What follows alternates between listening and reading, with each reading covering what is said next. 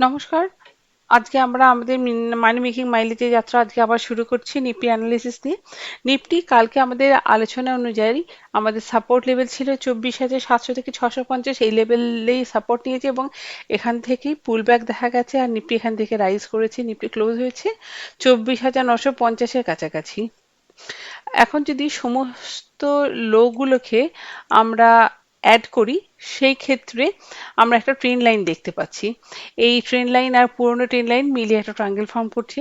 Nifty কোনো কারণে যদি আমাদের নতুন ট্রেন লাইনটাকে নেগেটিভলি ব্রেক করে সেই ক্ষেত্রে আমরা একটা শর্ট টার্ম সেলে যেতে পারি, যেটাতে টার্গেট হতে পারে 24,800 থেকে 24,650, আবার 700 থেকে 650 এই জোনটা থেকে আমাদের বাই অ্যান্ড ডিপের জোন।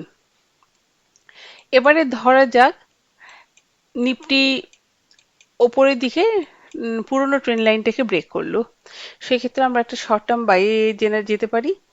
আমাদের টার্গেট হতে পারে 25,100 থেকে 25,150, মানে নিফটি 25,100 থেকে 25,150 এই লেভেলে একটা হার্ডল ফেস করতে পারে। এবারে ধরা যাক নিফটি 25,100 ক্রস করলো আর সেখান থেকে রিজেকশন আসলো, তাহলে আমরা নিফটিতে সেল অ্যান্ড রাইজ করবো 25,070 এই লেভেলটাকে ব্রেক করার পরে। আমাদের টার্গেট হতে পারে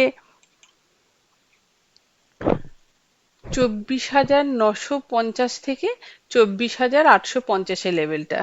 লেভেলটা আগামী 2-3 দিনের জন্য একটা ইম্পর্টেন্ট জোন হিসাবে তৈরি হলো। এই জোনটার ওপরে নিফটি কি অ্যাক্ট করে তার উপরেও আমাদের বাই সেল ডিপেন্ড করতে পারে।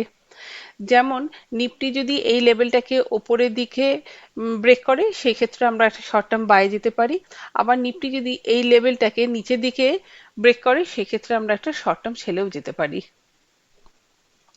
এই গেল মোটামুটি আমাদের নিফটি অ্যানালিসিস। এরপরে আগামীকাল আমরা যে যে স্টকগুলো পিক করছিলাম সেগুলোকে একটু রিভিউ করে নেওয়া যাক। আগামীকালে আমাদের প্রথম পিক ছিল ক্লিন সায়েন্স। ক্লিন সায়েন্স আমাদের কথা মতন আমরা 1486-87 লেভেলে সেল করেছিলাম আর সেখান থেকে আমরা মুভমেন্ট পাই আর আমরা প্রফিট বুক করি মোটামুটি 1450 লেভেলে। সেকেন্ড পিক ছিল ইন্ডিয়া মার্ট। ইন্ডিয়া মার্টে আমাদের সেলিং লেভেল ছিল 2505 থেকে 2525, আমাদের সেই লেভেল আসেনি, আমরা ইন্ডিয়া মার্টে বিশেষ কিছু করে উঠতে পারিনি। আমাদের আমরা কালকে আবার ইন্ডিয়া মার্টে কাজ করতে পারি। ইন্ডিয়া মার্টে আমরা 2535 ও 2585 এই দুটো লেভেলে আমাদের হোল্ডিং এর স্টক সেল করব আর রিট্রেসমেন্টে আবার ওই 20-25 পয়েন্ট নিচে বা বাইও করে নেব। আবার ফ্রেশ বাই করার জন্য আমরা 24,000 লেভেলটাতে অল্প কিছু কোয়ান্টিটি বাই করতে পারি। আমাদের টার্গেট হতে পারে 24,040 থেকে 24,070, এই টার্গেটের জন্য আমরা হোল্ডও করতে পারি।